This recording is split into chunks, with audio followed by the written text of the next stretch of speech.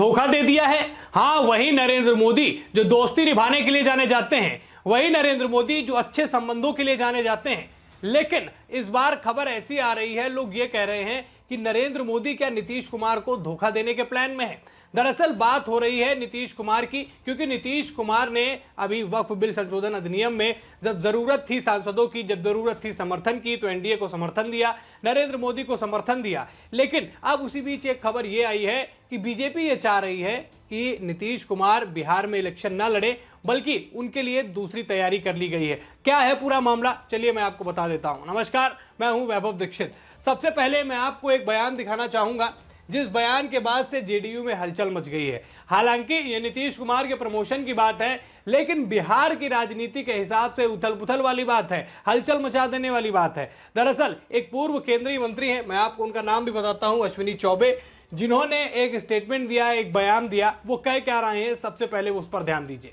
आप ले आए जहां नीतीश कुमार जी एनडीए के पूरे देश के नरेंद्र मोदी के साथ कंधे कंधे मिला करके संयोजक की भूमिका में रहे और उनको उप प्रधानमंत्री का दर्जा प्रदान कर दिया जाए तो बिहार का भी धन होगा।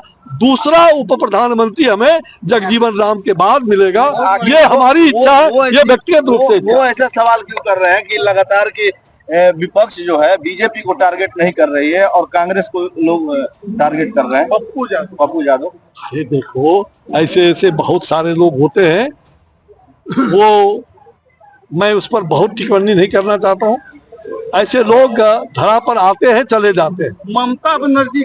अश्विनी चौबे कहते हैं कि नीतीश कुमार पूरे देश में प्रधानमंत्री नरेंद्र मोदी के साथ कंधे से कंधा मिलाकर चलने वाले रहे हैं।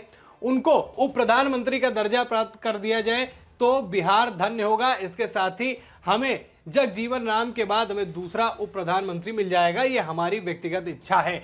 यानी कि एक तरफ इशारा ये है कि बिहार की जो सीएम कुर्सी है वो नीतीश खाली कर दे, और नरेंद्र मोदी से ये गुहार लगाई जा रही है कि नीतीश कुमार को उप प्रधानमंत्री बना दिया जाए। और उन्होंने एग्जाम्पल भी दिया कि भैया जगजीवन राम के बाद में उन्हें उप प्रधानमंत्री मिल जाएगा और इससे बिहार के लोगों का सीना गर्व से चौड़ा हो जाएगा। तो जिस कुर्सी के लिए सब कुछ छोड़कर नीतीश कुमार नरेंद्र मोदी के साथ में आए और लगातार उनकी हर बात पर समर्थन कर रहे हैं, तो ऐसे में जब ये बयान आया तो जेडीयू की तरफ से भी तुरंत रिएक्शन आया और एक बहुत बड़ा स्टेटमेंट इससे सामने निकल कर आता है। इससे एक बहुत बड़ी बात भी निकल कर आ रही है कि इस बयान से ये साबित हो जा रहा है कि नीतीश कुमार अब जाने वाले कहीं नहीं है। क्योंकि नीतीश कुमार की जो छवि है वो अगर मैं आसान शब्दों में समझाऊं तो उसको राजनीति में कहा गया कि वो थाली के बैंगन है, कभी इधर तो कभी उधर। तो इस तरीके की बातें जो निकल कर आती हैं, उसमें जेडीयू के इस बयान ने सब कुछ क्लियर और एकदम साफ सुथरा कर दिया है। जरा ये बयान भी सुनिए। कौन क्या बोलते हैं यह मेरा विषयगत संदर्भ नहीं है। केंद्रीय मंत्री आदरणीय अमित शाह जी ने कल सार्वजनिक रूप से यह कहा कि 2025 का जो चुनाव है वह माननीय नीतीश कुमार जी के नेतृत्व में लड़ा जाएगा। आदरणीय प्रधानमंत्री और नरेंद्र मोदी जी और माननीय नीतीश कुमार जी की राजनीतिक जोड़ी ने विपक्ष को राजनीतिक रूप से लकवाग्रस्त घोषित करा दिया। 30 सीटों पर हम लोकसभा चुनाव में शानदार विजय पताका फहराए।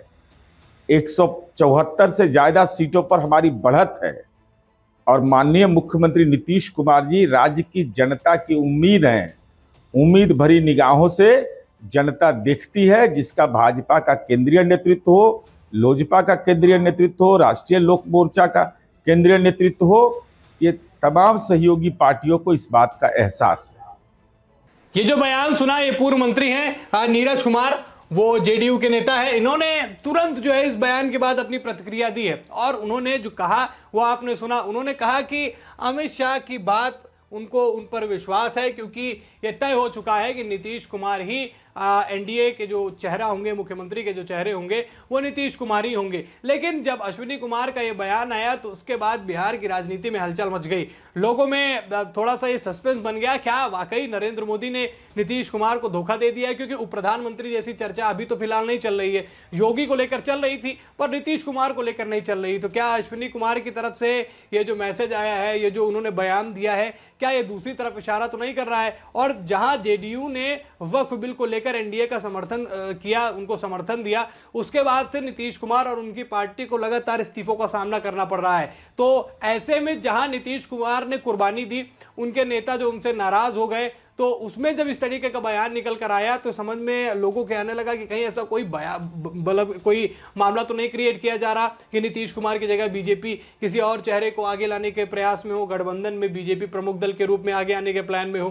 क्योंकि बीजेपी का टारगेट जो है फिलहाल, जैसे अमित शाह का जो टारगेट है वो इतने समय तीन राज्य है, सबसे पहले बिहार, फिर तमिलनाडु, फिर पश्चिम बंगाल। और स्वयं अमित शाह ये बात कह चुके हैं कि जब तक अब वहां पर इलेक्शन नहीं हो जाते, हफ्ते में 2 दिन वो अलग अलग राज्यों के दौरे करेंगे, उनका चुनावी प्रबंधन देखेंगे। तो उसी बीच ये बयान जब आता है तो उसमें ये सवाल जो है उठने लगता है कि क्या नरेंद्र मोदी नीतीश कुमार के साथ खेल करने वाले हैं? क्या जो नीतीश कुमार दूसरी पार्टियों के साथ हमेशा से खेल करते आए हैं, क्या इस बार नरेंद्र मोदी और अमित शाह कुछ खेल करने वाले हैं? और इसीलिए जैसे ये बयान निकलकर सामने आया, वैसे तुरंत ही इधर नीरज कुमार का बयान आया और उन्होंने कहा कि अमित शाह से हमारी पहले ही डील हो चुकी है, हमारी पहले ही बात हो चुकी है कि अगर नीतीश कुमार की पार्टी जेडीयू अगर एनडीए गठबंधन के साथ में मिलकर काम करती है, वो इलेक्शन लड़ती है, तो सीएम फेज जो है वो नीतीश कुमार ही होंगे। देखिए, सीएम के लिए नीतीश कुमार किस तरीके से लालायित रहते हैं ये बताने की मुझे शायद जरूरत नहीं।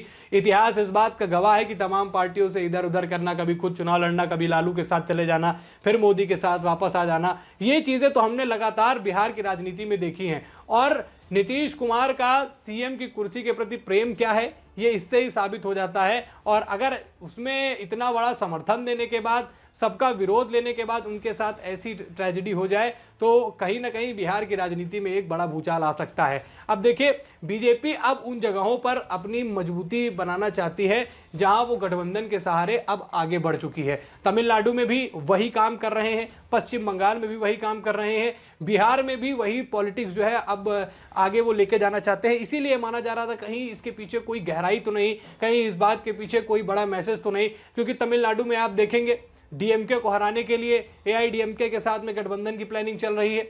वहीं आप देखेंगे पश्चिम बंगाल में किस तरीके से अब ममता बनर्जी को हराने की प्लानिंग चल रही है। और जहां जहां सीटें बढ़ती हैं, जहां जहां वोटिंग परसेंटेज बढ़ता है, जहां जहां बीजेपी का वर्चस्व बढ़ता है, वहां बीजेपी ये प्रयास कर रही है कि वो अब आगे अकेले निकल कर आए, या फिर एनडीए गठबंधन से आगे नहीं आ रही है या एनडीए गठबंधन के साथी में चुनाव लड़ना है, तो उसका जो सीएम फेस हो, उसका जो मुख्यमंत्री हो, वो बीजेपी का बने। महाराष्ट्र में हमने भी यही मामला देखा।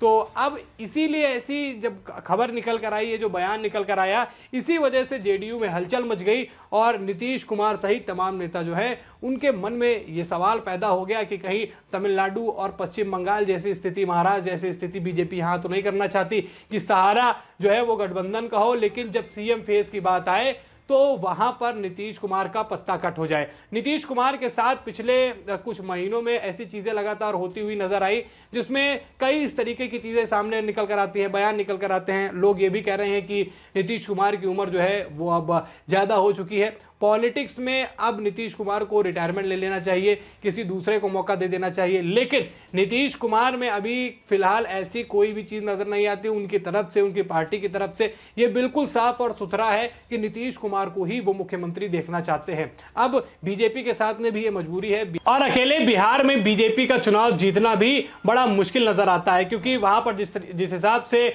आरजेडी यानी लालू यादव वाली पार्टी का वर्चस्व है, नीतीश कुमार की कुछ जगहों पर उसी तरीके का वर्चस्व है, तो वहां बीजेपी का साख बनाना ये थोड़ा सा मुश्किल जो है एक सीन नजर आता है। तो इसलिए माना जा रहा है कि ये जो अश्विनी कुमार का बयान आया है ये उनकी तरफ से खुद की उन्होंने अपनी बात रखी है। और तरीका भी देखिए कि जिस हिसाब से उन्होंने बोला कि सांप भी मर जाए और लाठी भी न टूटे, उस हिसाब का बयान था कि नीतीश कुमार से पटरी भी गड़बड़ ना हो, कि उनको प्रधानमंत्री यानी प्रमोशन एक तरीके का, तो उनका प्रमोशन भी हो जाए और बिहार की कुर्सी जो है बीजेपी के हाथ में आ जाए, बीजेपी का कोई उस पर चेहरा बैठ जाए। तो ये पूरा मामला निकल कर आया, जिसके बाद से थोड़ी हलचल मच गई थी जेडीयू में, खासतौर पर नीतीश कुमार के खेमे में इस बात को लेकर चर्चा होने लगी थी। और जैसा मैंने पूरा प्लान बताया कि बीजेपी किस तरीके से 3 राज्यों को लेकर बेहद सक्रिय है, बिहार, तमिलनाडु और पश्चिम बंगाल, तो सबके मन में यह सवाल आ गया था कि कहीं नीतीश कुमार वाला काम नरेंद्र मोदी और अमित शाह तो नहीं करने वाले हैं। लेकिन सब कुछ साफ नजर आ रहा है, जेडीयू की तरफ से भी क्लियर कर दिया गया है कि अमित शाह के बयान पर उनको विश्वास है, मोदी ने जो कहा है उस पर ही वो अग्रणी रहने वाले हैं, उसी पर वो पूरा मामला जो है बिहार का इलेक्शन जो है वो निपटाया जाएगा। दोस्तों फिलहाल खबर में इतना ही। क्या आपकी क्या राय है? क्या नीतीश कुमार को वाकई प्रमोशन की जरूरत है या फिर रिटायरमेंट की? कमेंट करके जरूर बताइएगा। वीडियो में इतना ही। वीडियो को लाइक और शेयर करें। चैनल पर नए हैं दोस्तों तो चैनल को जरूर सब्सक्राइब करें। फिर मिलते हैं एक नई खबर में, तब तक के लिए धन्यवाद।